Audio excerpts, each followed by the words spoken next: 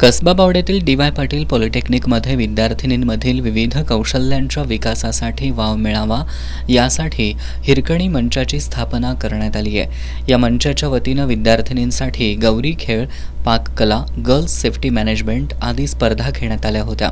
यातील विजेत्यांना महिला दिनाचं औचित्य साधून मान्यवरांच्या हस्ते रोख रक्कम, प्रमाणपत्र आणि पारितोषिकं देऊन गौरवण्यात आलं।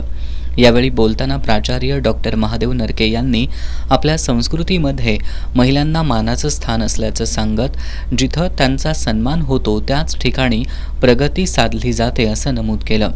संयम, कणखरपणा आणि सहनशीलता या गुणांची देणगी सोबत असताना मुलींनी आता धाडसी व्हावं असं आवाहन त्यांनी केलं।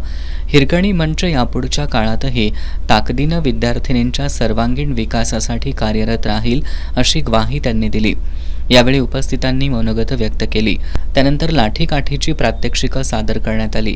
यावेळी उपप्राचार्य Nitin Mali, registrar Mahesh Renke, doctor PK. Shinde, प्राध्यापक एस.ए. टोणे, हिरकणी मंचाच्या समन्वयक प्राध्यापिका नीलम रणदिवे, शीतल साळुखे, एस.बी. शिंदे, सुजाता शिंदे, दीपा पाटील, अर्चना जोशी, ऐश्वर्या पाटील, तेजस्विनी माने, पूजा मोरे यांच्यासह शिक्षक, शिक्षकेतर कर्मचारी आणि विद्यार्थिनी उपस्थित होत्या।